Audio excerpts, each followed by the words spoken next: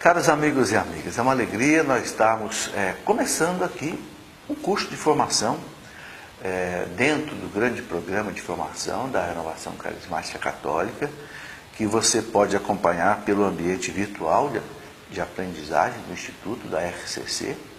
E esse curso é sobre a Virgem Maria, sobre Nossa Senhora. Vamos desdobrar em várias aulas e você vai ser acompanhado aí por um monitor, que pode tirar suas dúvidas também, dentro do ambiente virtual, né, onde toda essa formação acontece.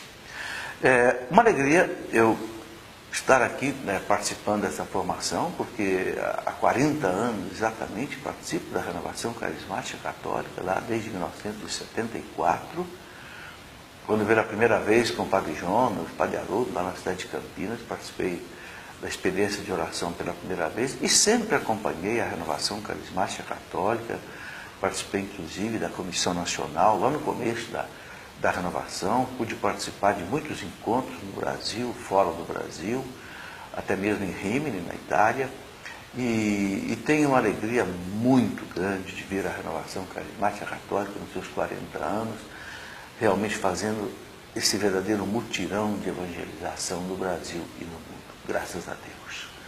E é fundamental que a gente tenha uma boa formação, porque nós estamos inseridos na Igreja Católica, né?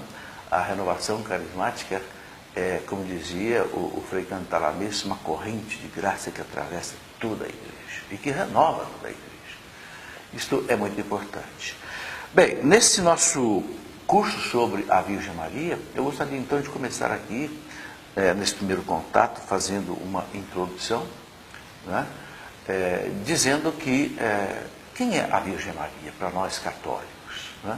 A Virgem Maria é muito clara a figura dela na Sagrada Escritura, na vida da igreja, a mãe de Jesus, né? Para nós, mãe de Deus, né?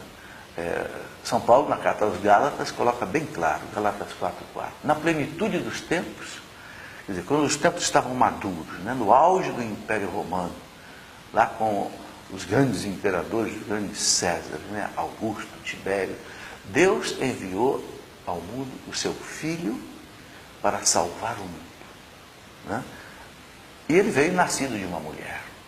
Claro, para que Jesus pudesse ser o Redentor da humanidade, ele tinha que ser homem. Por quê? Porque foi um homem que pecou lá no início da história da humanidade. Então, um novo Adão tinha que resgatar a culpa do primeiro Adão, né? E como não havia, como diz o catecismo da igreja, como não havia nenhum homem capaz de fazer isto, então Deus se fez homem. O Verbo se fez homem, né? Com toda a potencialidade divina, se fez homem, mas nasceu de uma mulher. Tinha que nascer de uma mulher. Evidentemente, Jesus não pôde ter um pai humano, porque se ele tivesse simplesmente um pai humano e uma mãe humana, ele não seria Deus.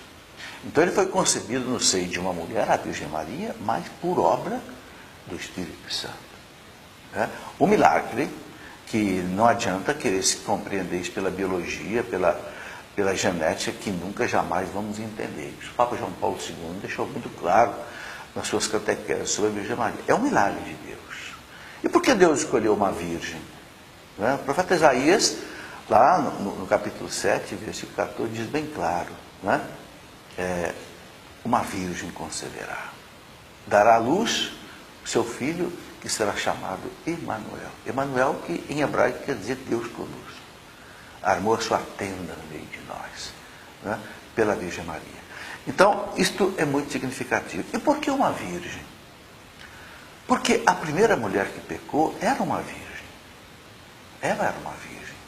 Recebeu a visita de um anjo, só que não era o anjo bom, era o anjo mau, que a levou ao pecado. Então Deus escolheu uma outra virgem que também recebeu a visita de um anjo, mas agora um anjo bom, o anjo Gabriel, que vai lhe dizer, né, tu és cheia de graça, né? E de ti vai nascer aquele que vai ser o Salvador, né? É muito bonita a comparação entre Eva e a Virgem Maria. Por isso que nós católicos, sobretudo, temos essa devoção profunda à Nossa Senhora, por ser mãe de Deus.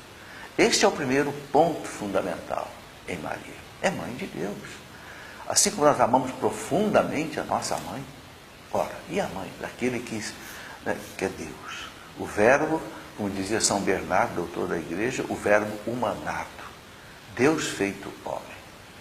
Então, é por isso que o povo católico gosta muito de dar a Nossa Senhora vários títulos.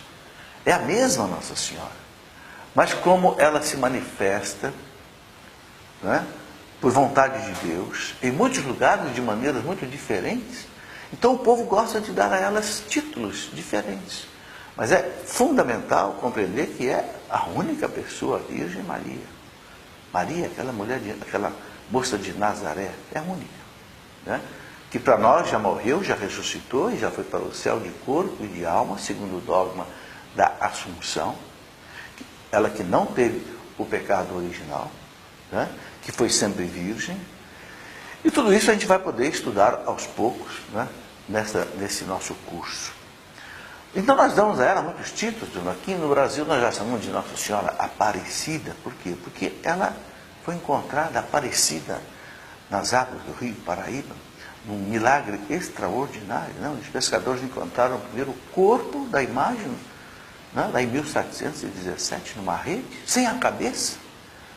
Mas depois, nesse rio caudaloso que é o Paraíba, e que era muito mais caudaloso do que hoje, porque não havia a poluição de hoje, lançaram a rede de novo e encontraram a cabeça, pequenininha, e perceberam que a cabeça se encaixava perfeitamente, quer dizer, na imagem. Então, um milagre. E esse milagre foi um sinal tão forte de Deus que hoje nós temos aqui o maior santuário, né, mariano do Brasil, um dos maiores do mundo, que recebe aí 2, 3 milhões de pessoas por ano, né, nessa devoção belíssima de Nossa Senhora Aparecida.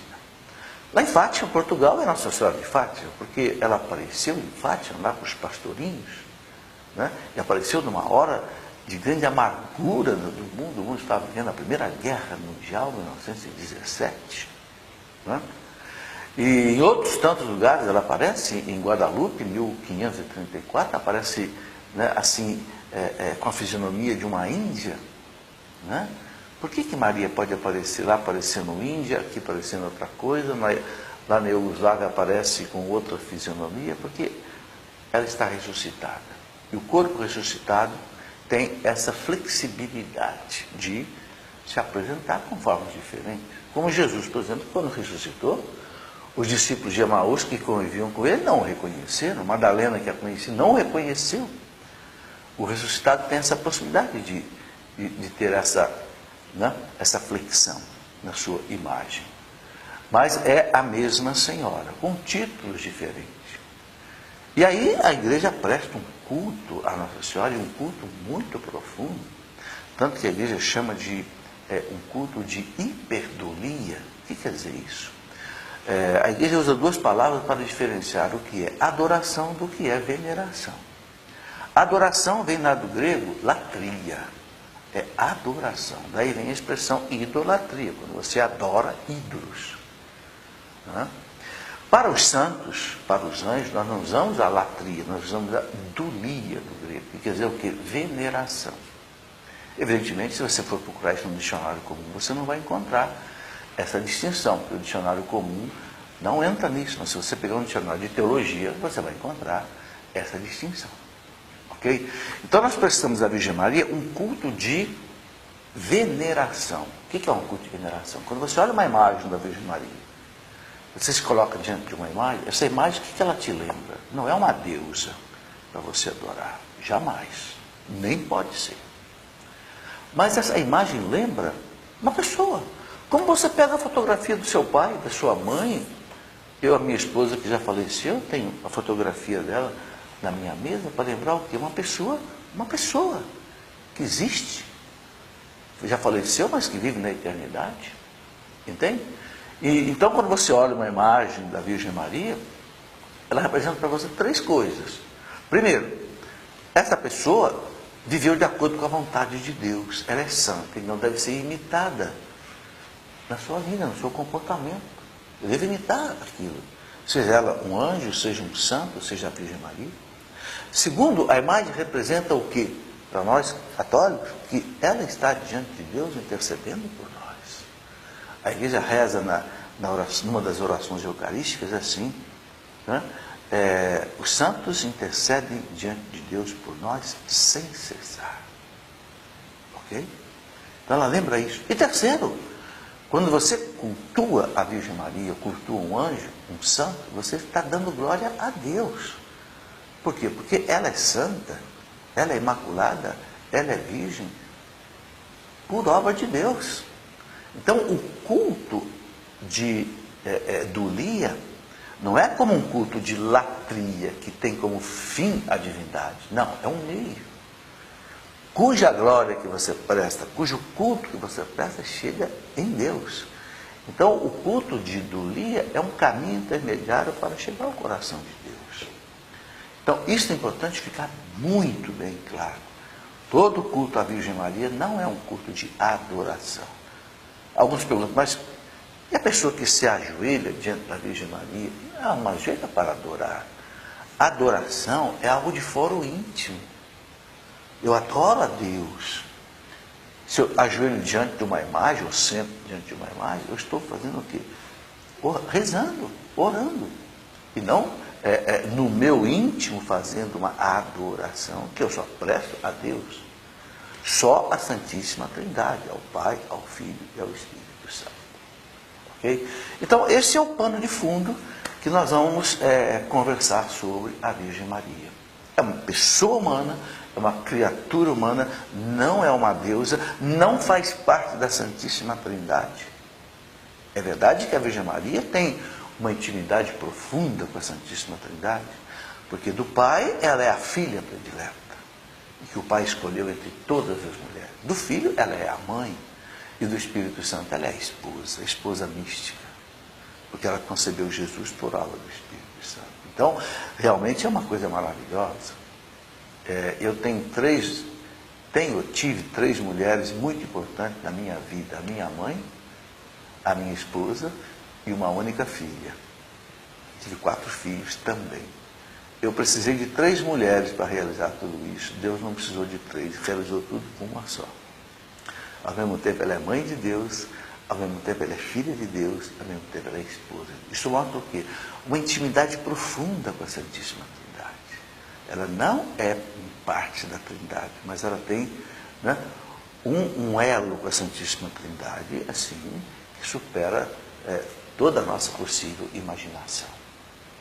Bem, dando sequência ao estudo que você vai fazendo deste assunto, nós temos um livro, vamos seguir basicamente nesse nosso curso este livro, né? A Mulher do Apocalipse.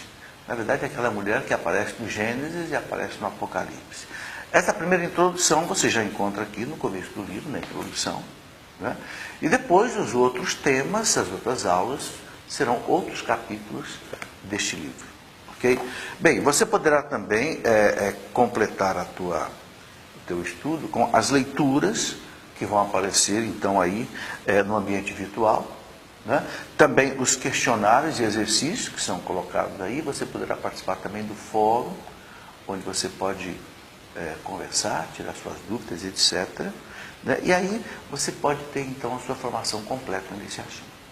Esta é a abertura que nós estamos dando nesse nosso curso, e nós vamos na próxima aula então conversar um pouco sobre Nossa Senhora Mãe de Deus, né?